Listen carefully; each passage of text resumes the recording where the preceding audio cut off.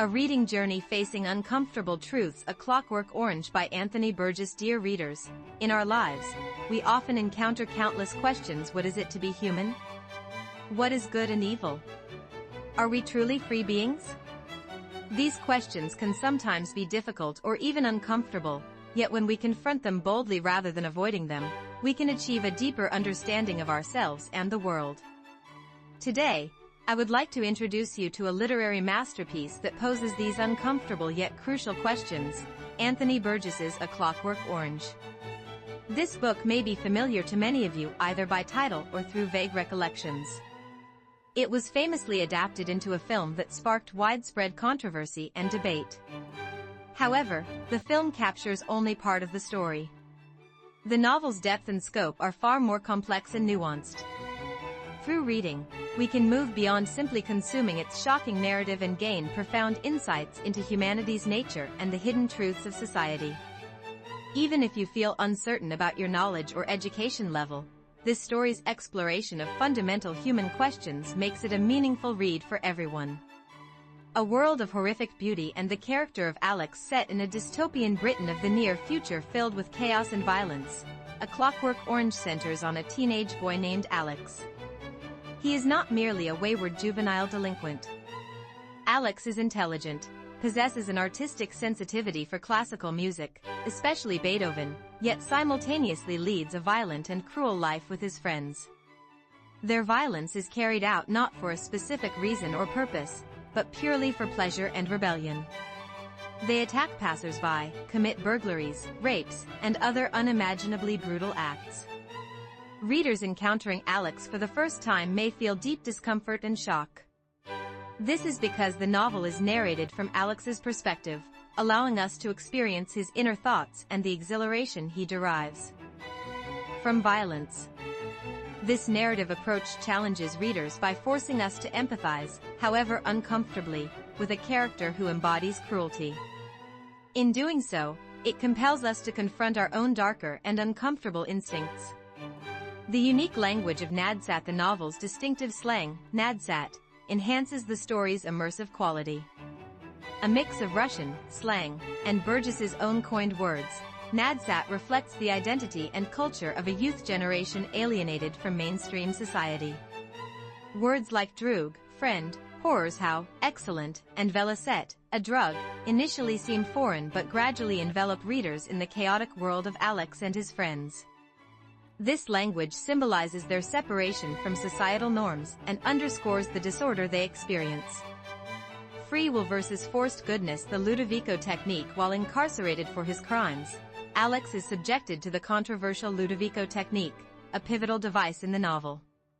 Developed to reduce violent crime and overcrowding in prisons, the technique involves administering drugs to prisoners while forcing them to watch violent imagery. The drugs induce extreme nausea, conditioning the prisoners to associate violence with physical discomfort.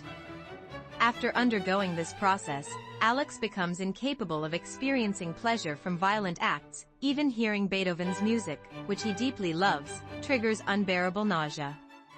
His capacity for choice is stripped away, and he becomes a person unable to act violently, not because he desires goodness, but because it is chemically enforced. At this point, the novel raises a critical question: can someone truly be considered good if their freedom to choose evil has been forcibly removed? Anthony Burgess firmly believed that free will is essential to humanity. Even if a person chooses evil, the ability to choose is what defines human dignity. Burgess compares individuals deprived of free will to clockwork oranges, appearing natural on the outside but internally controlled like machines. This metaphor warns that true humanity lies in our capacity to choose, not in being forced to follow a predetermined path. The reformed villain and society's response. After successfully undergoing the Ludovico technique, Alex is released into society and hailed as a reformed citizen. However, his cure leaves him vulnerable and powerless. He becomes a target of violence from former victims and even his own former comrades. Tragically, some of his past victims have now become government officials who inflict the same brutality on him. Stripped of the ability to defend himself or resist, Alex becomes a victim rather than a perpetrator. The novel questions the hypocrisy of a society that praises the state for reforming him while simultaneously justifying new violence under the guise of justice. The divergent endings. Original novel versus film adaptation. A crucial aspect of discussing A Clockwork Orange is its ending. Burgess's original novel includes 21 chapters, while Stanley Kubrick's film adaptation ends at chapter 20, omitting the final chapter. Similarly, early American editions also excluded chapter 21, leading to differing interpretations of the novel's message.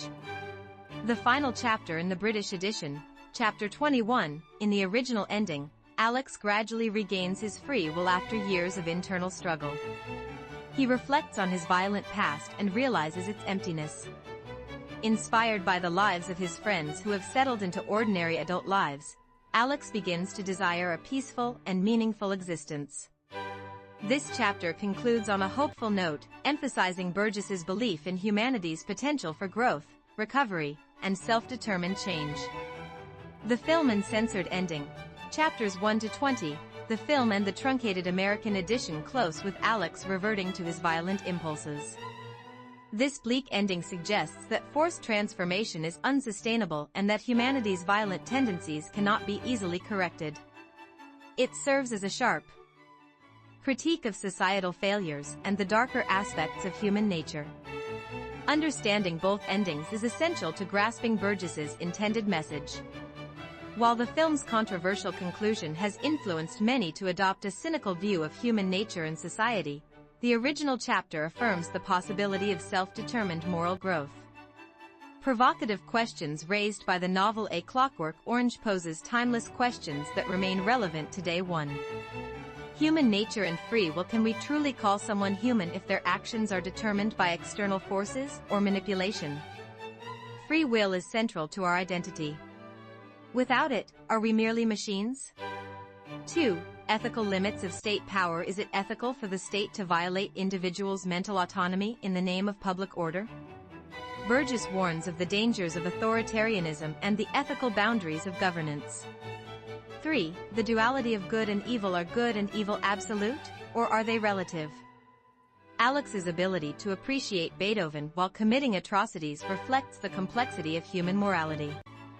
4. The purpose of rehabilitation. Is reforming criminals truly justice? Or must they face the consequences of their actions? The Ludovico technique raises questions about the ethics of rehabilitation methods. 5. Youth violence and alienation. The book portrays Alex and his friends as products of a society that alienates youth, leading them to seek identity through violent rebellion. This reflects ongoing challenges in addressing youth issues. 6. Art and violence. Alex's simultaneous love for Beethoven and penchant for violence prompts us to examine how art influences human emotion. Can beauty amplify destructive impulses as well as constructive ones? Courage to confront discomfort. A Clockwork Orange exposes uncomfortable truths we often avoid. It dares to tackle profound questions about human nature, societal hypocrisy, and the importance of free will. This book may not offer easy answers or comfort. Its scenes are often unsettling, and its philosophical messages provoke deep reflection. However, it is precisely this challenge that makes it a gift to readers. A book that compels us to think and decide for ourselves becomes a true teacher in intellectual growth. Knowledge and culture are not measured by how much we know, but by how we engage with complex questions. This book is not an easy read, but if you embrace the challenge and step into the world of A Clockwork Orange, you will likely see the world and yourself with new eyes. The seeds of questions about what it means to be human and what kind of society we should strive for will be planted in your heart. These seeds will serve as wise guides in the countless future choices and judgments you face. I sincerely encourage you to begin this courageous and uncomfortable journey of reading.